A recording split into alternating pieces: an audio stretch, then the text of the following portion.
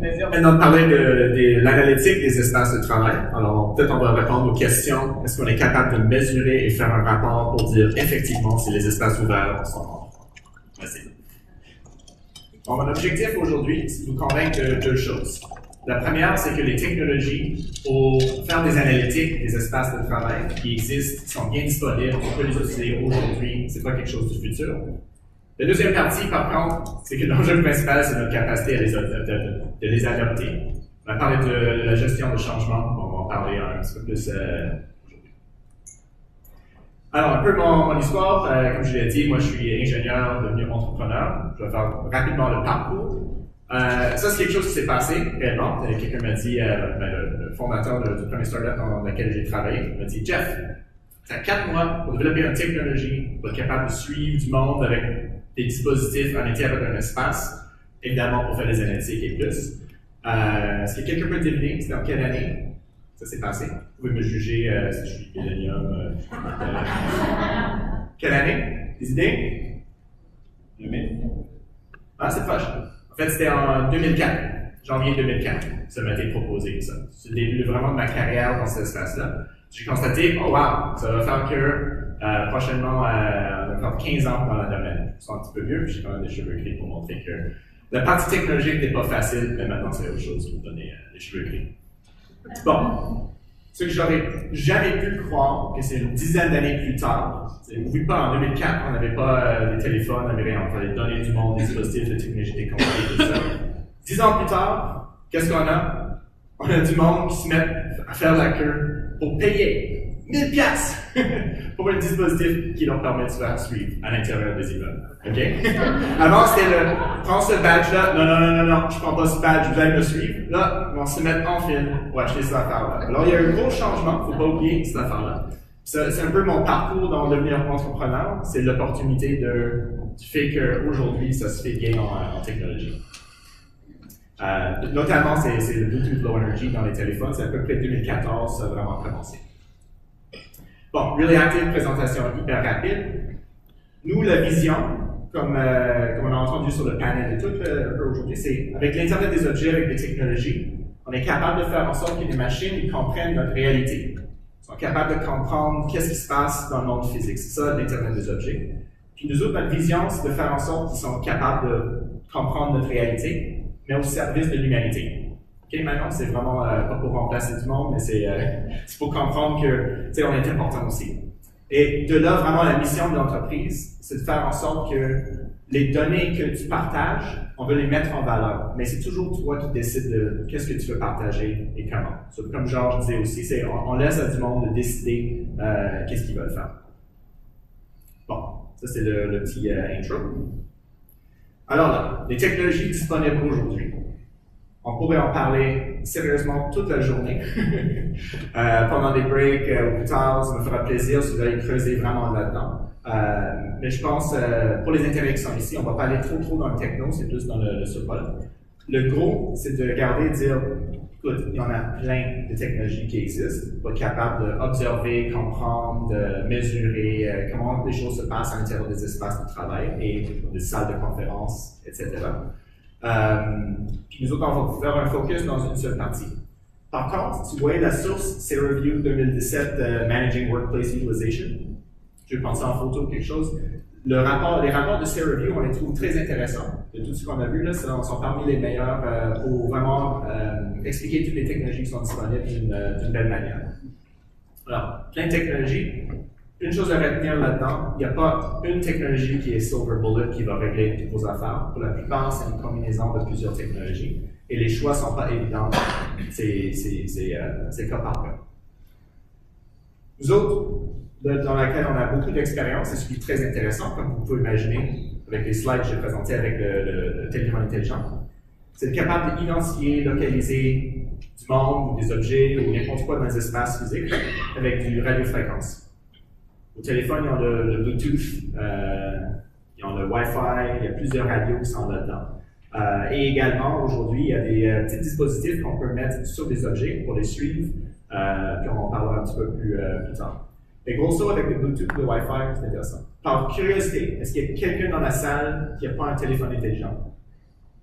De temps en temps, je demande cette question, puis il y a un main se lève, je suis toujours impressionné. Mais, grosso, c'est ça, on est équipé, il est déjà là.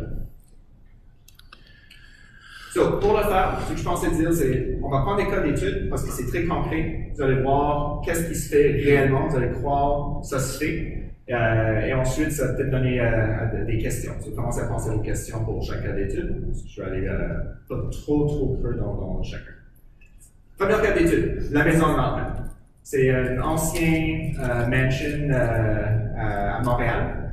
C'est là en fait où on a commencé comme startup en 2012. Et puis ici, on voit dans l'image, c'est vraiment cool, c'est une vue de Dollhouse, maison de poupée, qui a été faite par Matterport. En fait, pour créer cette image-là, quelqu'un s'est promené dans toute la maison avec un backpack avec des caméras partout, puis après, il a crunché ça dans le software pour que ça sorte une belle image. Si ça vous aide, ça c'est une technologie qui existe avec des caméras qui peuvent fonctionner. Mais moi, j'en sers pour présenter qu'est-ce qu'on a fait dans la maison. En fait, on a placé une dizaine de capteurs. C'est des capteurs qui écoutent pour du Bluetooth, qui sort du téléphone ou de n'importe quoi d'autre. Et puis tous les points orange qu'on voit sur le display, ça c'est des endroits où on a mis des capteurs. Pour vous donner une idée, on n'a pas besoin d'avoir un capteur par bureau ou autre chose. Là. Parfois, c'est juste des zones intéressantes. Là, on est sur 3 étages. Et on est capable de dire, bon, la partie centrale, souvent, il y a l'escalier ou il y a la petite cuisine. Et puis, est-ouest, c'est des bureaux verts, puis tout ça. Puis dans la maison de Norman, si on fait la chaîne de c'est quoi la technologie, c'est une dizaine de capteurs. On utilise un logiciel qui s'appelle Pareto, qui prend toutes les données captées en temps réel. Et on fait, c'est le transfert dans l'outil Google Analytics. Ensuite, Google Analytics, on est capable de sortir des rapports avec Google Data Studio, qui est super cool. Et puis dans mon prochain acétate, je vais présenter un peu ça quoi. Alors, voilà des données réelles de où est-ce que tout le monde passe leur temps à la maison de Norman. Okay? Ça, c'est, comme je disais, c'est capteur, c'est des capteurs. On pitch ça dans Google Analytics, c'est l'outil normalement pour analyser le comportement sur les sites web, mais on l'aurait approprié pour les comportements dans les bâtiments. Et ce qu'on est capable de voir, par exemple, que 3e étage côté ouest, c'est là où du monde passe le plus de temps. Super. Comment est-ce qu'on a mesuré ça? Et en fait, c'est là avec ton téléphone, il émet, on capte de temps en temps. Chaque fois qu'il capte, on incrémente le compteur, ben ça se fait automatiquement. Et pouf, on est capable de voir où est-ce que du monde passe le plus de temps. Ce qui est intéressant, c'est que je pense que, normalement, c'est le café qui gagne. J'étais impressionné quand j'ai pris ces affaires-là.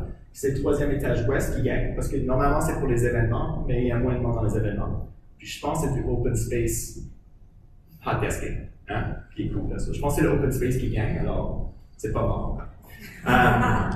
En fait, juste pour dire, ces visualisations ici, c'est des choses que moi j'ai créées très rapidement dans Google Data Studio. J'ai décidé des couleurs, des noms, et toutes ces affaires-là, comment je voulais le faire. Ce qui est le fun, ça fait que le end user, la personne qui a besoin de comprendre des données, capable de le faire même. Deuxième, c'est où est-ce qu'on reçoit le plus de foot traffic, où est-ce que du monde sont plus en passage. Là, c'est différent. Ça, parfois, tu as comme dans les escaliers qu'on voit qu'il y a beaucoup de monde qui passe. Alors, simplement avec cet outil-là, on serait capable de voir où est-ce que du monde reste, puis par où est-ce que du monde passe pour y arriver, ou qu'est-ce qui évite, qu'est-ce qui utilise beaucoup plus. Deuxième chose, celle-là, je trouve vraiment cool pour analyser et comprendre comment on utilise l'espace de travail. Et également, c'est quoi le comportement de notre business. Si on fait un time series, si on regarde au cours d'une journée, je pense que ça, c'est pendant un mois qu'on a pris les données. Sur celle à gauche, on voit en bleu, c'est les sessions, c'est le nombre de devices qui ont été captés, qui se transposent assez bien au nombre de personnes qui étaient présentes. Puis l'orange, c'est combien de temps ils ont passé là. Alors, on voit assez rapidement le matin, du monde rentre, c'est super cool, il reste pendant un coup. Puis au lunch, on voit que la durée descend, c'est-à-dire qu'il y a du monde qui vont quitter pour manger leur lunch. On le voit directement dans ces données-là. Et puis après, il y a comme une courbe qui sort comme ça. C'est-à-dire qu'il y a du monde qui travaille en startup. La maison de Norman, c'est beaucoup de startups, beaucoup de jeunes branchés, de millennium, de whatever. Alors, eux autres, ils vont parfois rester un petit peu plus de temps, puis parfois, il y a des activités qui sont là le soir. Quand on regarde, on a fait quelque chose de pareil pour Desjardins, puis c'était un call center. Tu vois, il est 9 h, clac, c'est monté. Ensuite, il restait ça là pour le lunch, 5 h, clac, ça descendait. Alors, dans la forme de ça, dans les espaces de travail, pareil, tu mets ça dans un café, dans un commerce, tu vois vraiment des choses intéressantes qui sortent de la forme. Également, quel jour est-ce que du monde arrive, qu'ils sont là, qu'ils ne sont pas là. On est capable de sortir ces données scrap. Comment est-ce qu'on capte cette information-là? On est capable de voir quel dispositif qui nous permet d'observer que des personnes étaient là, de manière anonyme, très important pour faire le point. Puis de manière générale, c'est le téléphone intelligent. Mais des choses comme les Fitbit ou les Tile, les petites choses que tu mets sur tes clés, sont Bluetooth aussi. C'est des choses qu'on est capable de suivre. So, évidemment, on peut donner ces affaires-là si du monde veut se faire contribuer aux données anonymes dans un bâtiment. Ça, c'est la maison Norman. Si on fait un bilan rapidement des points forts et faibles de ce qu'on a fait là-bas, point fort, aucune gestion de changement. Parce que pour du monde ici, ça donne un petit chaleur dans votre cœur d'entendre ça. OK, c'est bon. Super point. On a installé ça, on a une masse de données anonymes qui rentrent et il n'y a personne qui a changé leur comportement. Ils rentrent là, ils pensent à rien, ils voient rien. Même affaire, on commence à sortir des données quand même, la collecte est automatique. C'est ça qui est super cool, c'est possible, ça se fait. Point fait par contre. On a installé ça en 2014, puis on leur fait signe de regarde, vous avez des données intéressantes. Mais là, du monde qui sont là, ils sont tellement occupés par autre chose, il n'y a personne qui regarde les données. OK?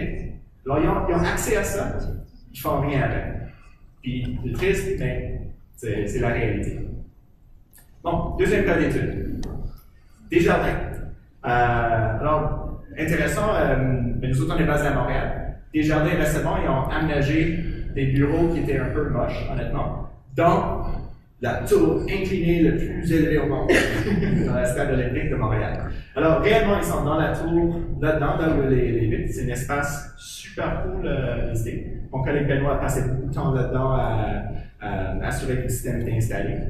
Puis en fait, là, on a un système, c'est 184 heures. Même affaire, ça passe par notre logiciel, puis on voit les données de qu'est-ce qui se passe en temps réel.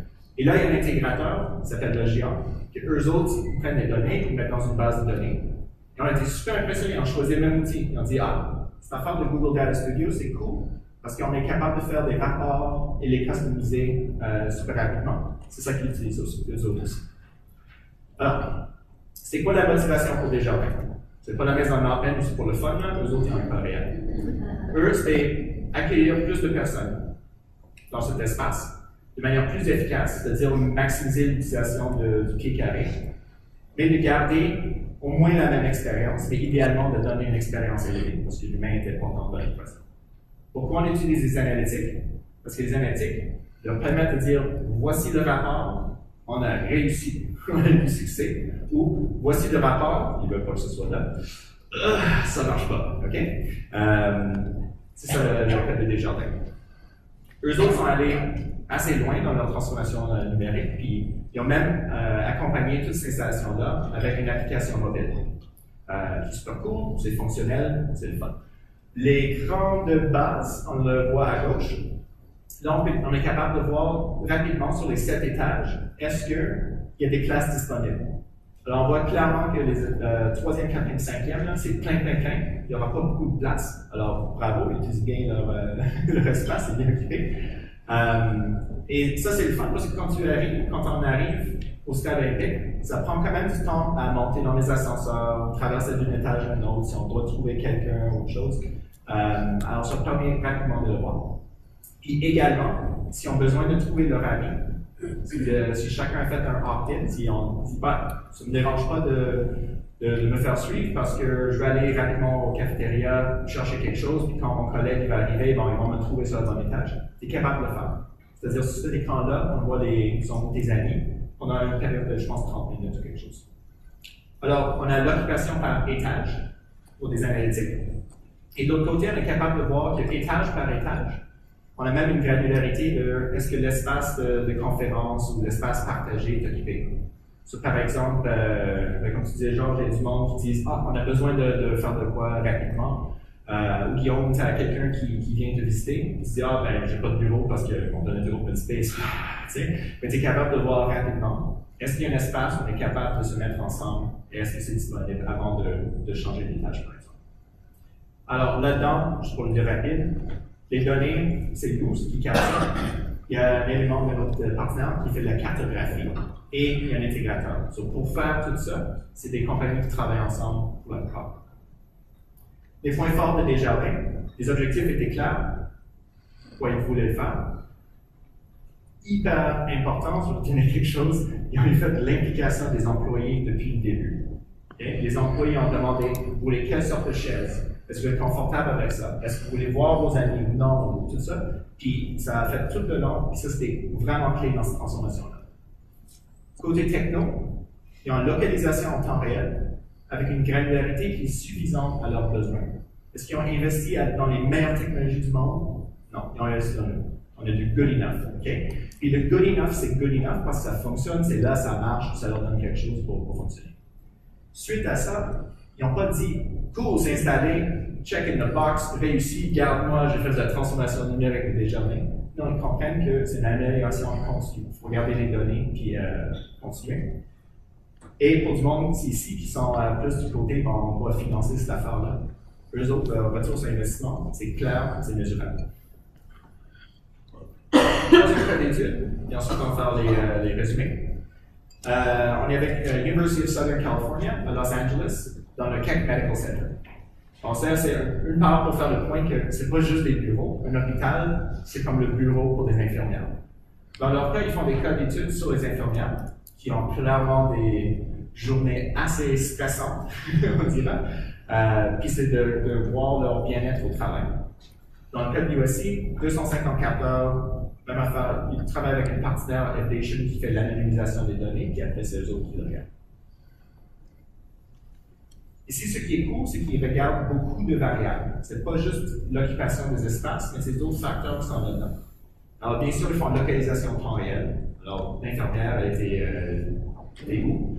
Mais aussi environnement, température, humidité. Les capteurs, pour ça, ils ne coûtent pas cher, se placent, et c'est notre infrastructure qui est capable de passer cette information-là. Tu sais, ajouter des choses comme des petits capteurs, c'est un marginal cost, c'est très petit. Par exemple, aussi, passage des portes, ils ont juste essayé pour le fun. Ben, est-ce que ça aide à comprendre dans l'environnement si on voit si la porte est ouverte ou non? Mettre un petit sticker sur la porte, ils sont capables de capter. Et puis, pour tout le monde qui sont ici dans le meuble, dans l'ameublement, sur le fun de parler, c'est possible aussi de mettre en dessous des chaises un petit capteur pour savoir est-ce que la chaise est occupée ou non, qui peut servir beaucoup à voir pourquoi du monde choisit cette chaise-là, pas un autre, du bureau élevé ou Puis l'autre, c'est biométrie. On a même demandé aux infirmières de porter des vêtements qui viennent d'une compagnie de Montréal, en fait, de One Signal, qui est fort au Québec en technologie, en export aux States. Puis ça aussi, c'est en fonction. Chose intéressante de cette expérience-là, je les ai visités en septembre. Ils ont dit, Jeff, la localisation en temps réel, savoir sont où du monde, ça a tellement un effet sur comprendre leur bien-être. C'était quand même des facteurs les plus importants pour comprendre. Okay? Sur les analytiques de l'occupation, surtout avec une granularité suffisante de où, c'est fort. Alors, bilan rapide de ce qu'ils ont fait. Ce qui est cool, là, eux autres, on leur a shippé des boîtes de nos produits. On n'a jamais visité avant. 250 enfants. Ils ont installé ça dans 1 ou 2 jours. Okay? On a envoyé du monde comme plugger ça dans les salles. Ils ont réussi à le faire en plug and play. Ça, je trouve ça incroyable qu'ils ont réussi à le faire. C'est vraiment faisable, la technologie aujourd'hui. Eux autres, ils intègrent multiples sources de données. C'est pas juste analytique d'occupation, c'est plein d'autres facteurs. Et ce qu'ils ont bien fait, c'est d'utiliser une compagnie, un tiers, pour anonymiser les données. Souvent, ça, c'est un facteur qui est sensible, l'invasion de la vie privée et tout. Mais c'est le fun de passer le mandat clairement à quelqu'un qui a des termes qui expliquent pour se blinder. C'est quelque chose qu'ils ont fait. Bon, on est prêt pour discuter des défis. Alright. La techno, ça marche, OK? Mais là, les défis. Alors, j'essaie de faire ça dans un slide. J'espère que ça, c'est pas trop versant. Selon les présentations qu'on a vues ce matin, je pense que les explosions orange, on les connaît bien maintenant. Alors, phase 1, déploiement. Pour déployer une technologie pour faire comprendre notre espace. Commence un espace traditionnel, on fait un espace intelligent, ça sonne bien. Bon, là, le plus beau défi, c'est la gestion du changement. Desjardins, quand ils nous ont parlé de leur affaire, ils ont essayé plein de fois transformation numérique, ça va marcher, ils disent j'ai peur, je ne veux pas changer. Mais quand il y a eu la tour, ils ont dit OK, bon, allons-y, là, on fait le tout. C'est ça qui était bon. So, pour passer à pouvoir installer un système, c'est déjà un défi pour la plupart de ces gestions de changement. Rendu là, comme je disais, il ne faut pas faire comme la maison d'Antman. Il faut qu'il y ait quelqu'un qui observe les données.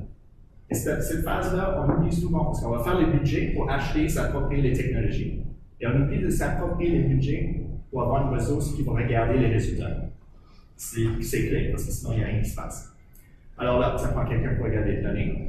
Et le dernier, vous allez trouver des choses idéalement intéressantes, mais pour la plupart, ça va engendrer des changements. On va dire, ouf, on investit dans les espaces ouverts, ça ne marche pas pour nous, alors il va falloir changer. C'est ce moment-là qu'il y a quelqu'un qui doit effectuer ces changements-là, avoir le mandat pour le faire. C'est l'amélioration continue. Si on a ça en place, super, là, vous êtes dans les top 1%, il n'y a pas grand monde qui a réussi à le faire avec. L'autre partie de cette conférence-là, c'est le jusqu'où aller.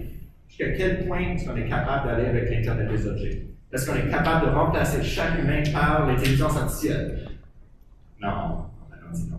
J'espère que non. C'est pas de travailler avec tout le monde. La manière de le voir, la façon la plus facile de le voir, ça fait quand même 6 ans qu'on présente Internet des objets, puis c'est compliqué de le présenter. Mais le plus facile qu'on a vu à date, c'est de dire, regardons ce qui existe sur le web, et imagine son équivalent dans le monde réel. Alors, sur le web, qu'est-ce qu'on a? On a notre petit curseur. On va sur les pages web, on clique sur des affaires. Si c'est le téléphone intelligent, parce que vous êtes un millénium et que vous ne connaissez pas c'est quoi un desktop, c'est votre doigt, OK? Votre doigt, votre curseur dans le monde réel, c'est quoi? C'est le rectangle qui est dans votre poche. Aussi simple que ça. Aujourd'hui, là, vous êtes tous en train de cliquer sur la page de salle de bal niveau 3 de Hôtel Concorde à Québec. Okay? En fait, c'est comme ça que les machines voient votre comportement dans le monde physique. Il y a plein de clics ici. Google Analytics, normalement, c'est un outil qui a été utilisé pour voir d'où vient du monde sur ma page web, ils vont où quand ils sont là, comment est-ce qu'ils sortent. Et c'est la même affaire qu'on fait pour les espaces physiques. Vous êtes venu de où avant de se rendre ici? Où est-ce que vous avez fait passer votre temps? Puis très important, on pense toujours dans la salle de bain aussi. Okay. Des jardins, pas de capteur dans la salle de bain, c'est comme une zone où on fait mais à part ça, on est où? Google Analytics, on est capable de transposer au monde réel. Ça fonctionne super bien. Alors, donc, planche à la graine pour dire, imagine quelque chose comme Google Drive. Okay? Les fichiers que vous utilisez, ou comme vous dire, c'est quoi l'équivalent dans le monde réel? Est-ce que le fait d'aller chercher quelque chose de physique, de prendre et de l'utiliser, à un moment donné, les machines seront capables de comprendre ça? Est-ce qu'avec Slack, pour le monde qui travaille en Slack, pour les jeunes, c'est clair que Slack, l'intégration avec l'Internet des objets, pour moi, ça devient débile. C'est quasiment, tu mets tes écouteurs, et puis c'est off, là, on s'en va vers là. L'important, c'est que les enjeux d'invasion de vie privée dans le monde réel sont très différents que sur le web. Alors, ça se transpose pas à 100%. On termine sur le pourquoi avant les questions. Préparez vos questions sur Slido si vous avez. Puis, la raison pour laquelle on a l'Internet des objets, qu'on a l'intelligence artificielle, qu'on a toutes ces technologies-là, c'est au service de l'humain, c'est au service de l'humanité. Même si on va perdre des jobs et autres choses, oui, c'est pas une transformation facile. Puis, il y a un règle que j'ai découvert en septembre qui est super génial, ça vient de JLL. Vous allez sur jll.com, vous cherchez le 330-300 rule, c'est quand même fort. Autre chiffrage d'affaires. Regardez la photo. La lumière, $3. C'est quoi le $3? Ça coûte $3 par pied carré par année pour électricité, pour utilité, pour les choses dans votre bâtiment. Là, le plancher, $30.